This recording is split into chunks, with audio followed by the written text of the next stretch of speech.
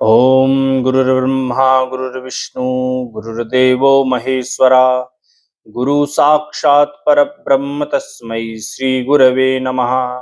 तस्मै श्री गुरवे नमः। दोनों हाथ सामने लाएंगे, मुट्ठी को बंद करेंगे खोलेंगे, बंद करेंगे खोलेंगे, इस प्रकार से। और अंगूठा अंदर रहेगा आपका। कम से कम 10 बार इस क्रिया को दोहराएंगे। फिर इसके बाद क्लॉकवाइज मुट्ठी को घुमाएंगे 10 टाइम, और इसके बाद में एंटी क्लॉकवाइज घुमाएंगे 10 टाइम। ये बहुत अच्छा है हमारा सूक्ष्म व्यायाम। और अप डाउन करेंगे, इसे भी हम कम से कम 10 से 15 बार इस क्रिया को दोहराते हैं। दोनों हाथों को आगे पीछे करेंगे, पीछे देखेंगे हाथ टच हो रहे हैं या नहीं हो रहे हैं। सामने हाथों को करके साइड में जाएंगे, कटी चक्रासन करेंगे। ये हमारी कमर के लिए बहुत अच्छा है, फ्लेक्सिबिलिटी बढ़ाता है। इस क्रिया को हम 10 से 15 बार दोहराएंगे। फिर दोनों हाथों को कमर में रख करके इस प्रकार से हम करेंगे। ये भी फ्लेक्सिबिलिटी बढ़ाने के लिए उत्तम क्रिया माना जाता है। इसके बाद हम दोनों हाथों को इस प्रकार से रख लेंगे। पैर के दूसरी तरफ के जो पिछला निचला वाला भाग है उसे हम देखने की कोशिश करते हैं और श्वास को नाक से छोड़ते रहते हैं। ये हमको ध्यान देना पड़ेगा कि श्वास हम कब ले रहे हैं, कब छोड़ रहे हैं। घुटनों की यदि बात करें तो घुटनों के लिए ये बहुत अच्छा एक्सरसाइज है। 1 2 3 4 ऐसे आप अप डाउन करेंगे। ताड़ासन पेट के लिए, चेस्ट के लिए, हाथों के लिए, लंबाई बढ़ाने के लिए। जिनको लंबाई बढ़ाना है उनको भी ताड़ासन जरूर करना चाहिए। पैरों में बैलेंस रहता है, पैरों का कंपन समाप्त होता है। ताड़ासन हमारी कब्ज जैसी समस्याएं भी नहीं होने देता है। बढ़ते हुए पेट के लिए भी बहुत अच्छा है ताड़ासन। इसके बाद हम करेंगे त्रियक ताड़ासन। थोड़ा सा पैर में गैप रखेंगे ताकि बैलेंस बना रहे, और फिर हम दोनों तरफ की ओर करते हैं। जितना आप झुक सकते हैं झुकने की कोशिश करें। हाथों को इंटरलॉक रखेंगे, क्योंकि इंटरलॉक जब हाथ रहते हैं तो खिंचाव अधिक होता है। आप देखेंगे जब इंटरलॉक करेंगे खिंचाव अधिक रहेगा। दोनों पैरों में 3 फीट का गैप, इंटरलॉक, और फिर हम गतिमय तरीके से करते हैं। यह एक्सरसाइज कमर के आसपास जमी हुई चर्बी, कमर की फ्लेक्सिबिलिटी, पैरों का संतुलित बनाता है। और इसके बाद में पैर बिल्कुल सीधी होने चाहिए, बिल्कुल रख करके उसको करना है, टाइट करके। वृक्षासन पैरों का कंपन, एकाग्रता बढ़ाता है, पैरों का कंपन समाप्त करता है। और फिर ध्यान के लिए भी बहुत अच्छा है। आप इस प्रकार से खड़े होकर के एक चित्त आंखों को बंद करके ध्यानस्थ हो सकते हैं, उसके लिए भी बहुत अच्छा है। वृक्षासन कहते हैं हम इसे।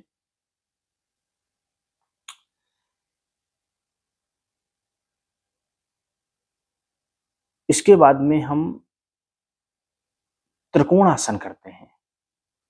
त्रिकोणासन 3 कोने बना लेते हैं, बिल्कुल पैर 3 फीट का गैप, हाथ बिल्कुल टाइट, आसमान की ओर देखने की कोशिश करते हैं, और फिर हम बिल्कुल बॉडी को अपनी टाइट रखते हैं। दोनों तरफ की ओर दोहराना है इस क्रिया को। पैर बिल्कुल हमारे टाइट रहने चाहिए, बॉडी को भी हम टाइट रखते हैं। इसके बाद में हम थोड़ा गतिमय तरीके से करेंगे। यह वजन को कम करने के लिए, कमर के पास में जमी हुई चर्बी के लिए, और हाथों के नीचे आर्म फैट जिसे हम कहते हैं उसको भी बहुत तेजी से कम करता है। पैरों में मजबूती, पैरों को वज्र के समान कठोर बनाता है, और पैरों में कंपन नहीं होने देता है। इंटरलॉक करके आगे की ओर भी हम झुकने की कोशिश करेंगे। हिप्स के लिए, हिप्स के पास जॉइंट जो है हमारे, कमर और थाई इसके लिए बहुत अच्छा है। आगे की झुकने की कोशिश करेंगे, दोनों पैरों को हम पकड़ लेते हैं इस प्रकार से।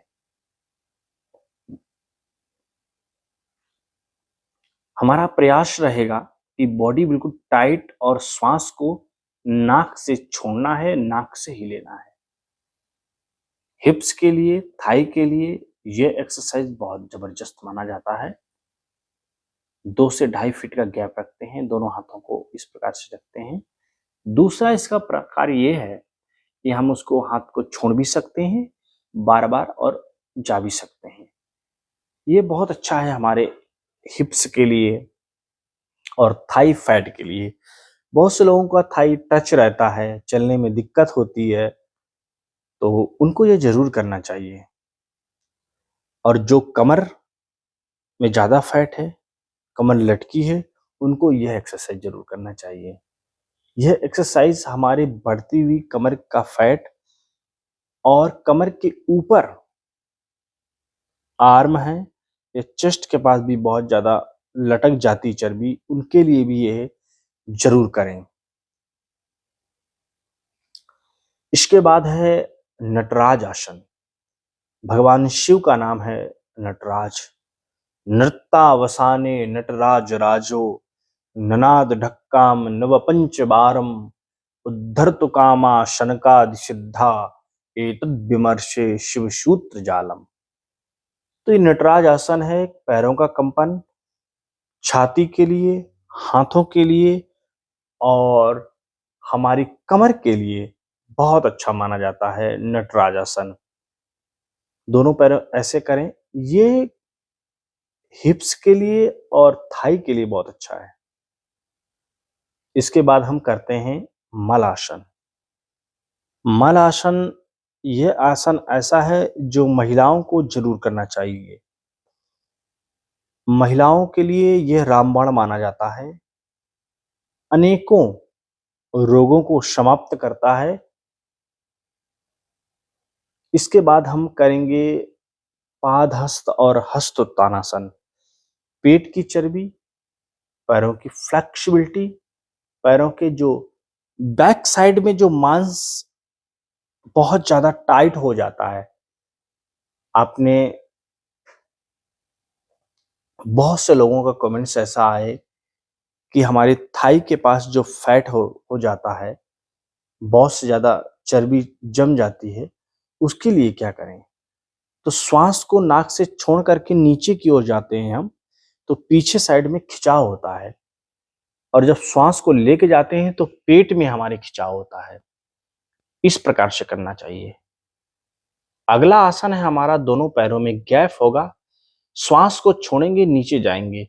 पैरों को मोड़ना नहीं है, ये आप विशेष ध्यान दें। पैरों को यदि मोड़ देंगे तो ठीक नहीं है। इसमें भी पैरों के जो निचले वाले भाग है उसमें हमारा खिंचाव पैदा होता है। इसके बाद हम करेंगे पर्वत आसन। जैसा आपने देखा, पर्वत आसन और भुजंग आसन, यदि इन दोनों आसनों को एक साथ किया जाए तो वेट लॉस बहुत तेजी से कम होता है। पूरी फ्लेक्सिबिलिटी बढ़ाता है शरीर की, बॉडी की, और साथ ही हाथों में मजबूताई देता है। इसलिए आप प्रतिदिन कम से कम 100 स्टेप जरूर करें इसको। और हनुमान दंड, हनुमान दंड भी बहुत अच्छा है शरीर के लिए। हमारे शरीर को वज्र के समान कठोर बनाता है, मजबूत बनाता है, और अनेक रोगों से हमें दूर करता है, रोगों से छुटकारा दिलाता है हनुमान दंड। बजरंग बली के समान शरीर कठोर बनता है, वज्र के समान। इसके बाद है उष्ट्रासन। उष्ट्र आसन हमारी कमर के लिए, छाती के लिए, हाथों के लिए, पेट के लिए और गर्दन के पास जो मांस लटक जाता है उसके लिए भी बहुत अच्छा है। थायराइड के लिए भी उष्ट्रासन बहुत ज्यादा अच्छा माना जाता है। इसको कम से कम हम 7 से 10 स्टेप दोहराते हैं।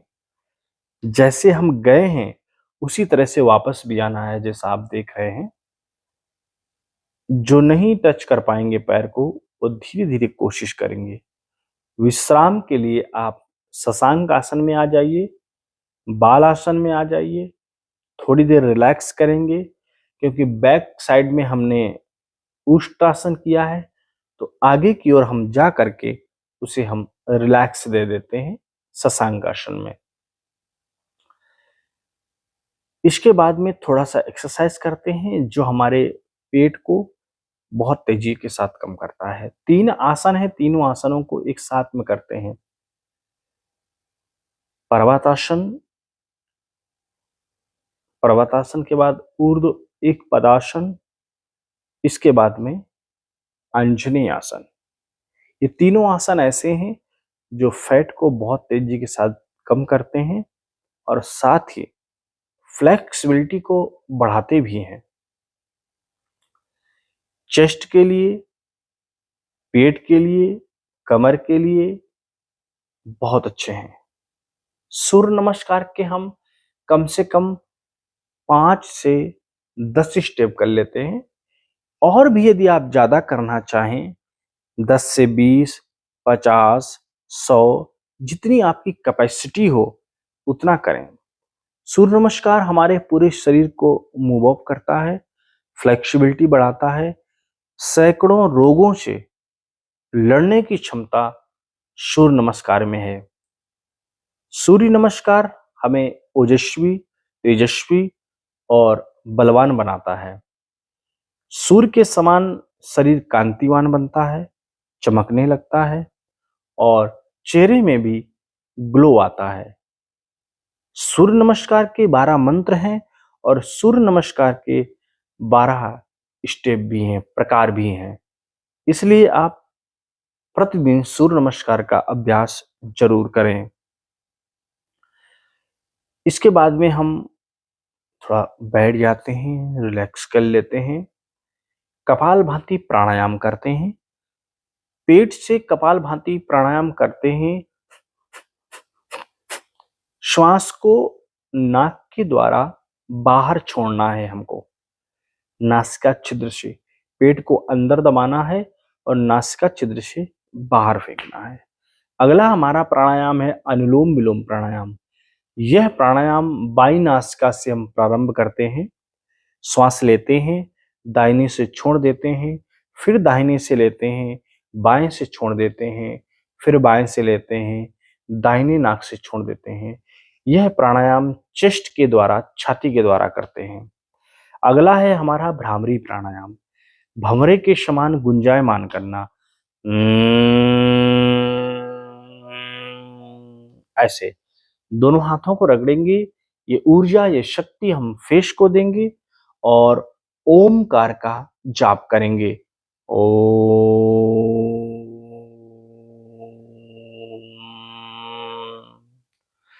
इसके बाद में हम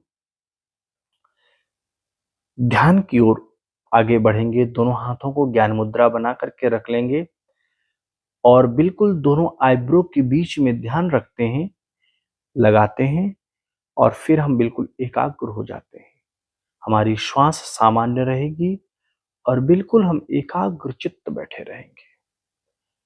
गुरु मंत्र का जाप कर लेंगे, गायत्री मंत्र का जाप कर लेंगे। गायत्री मंत्र जपने के बाद हम महामृत्युंजय भी जप सकते हैं और फिर हम ध्यान की ओर आकर्षित हो जाएंगे, समाधि में चले जाएंगे।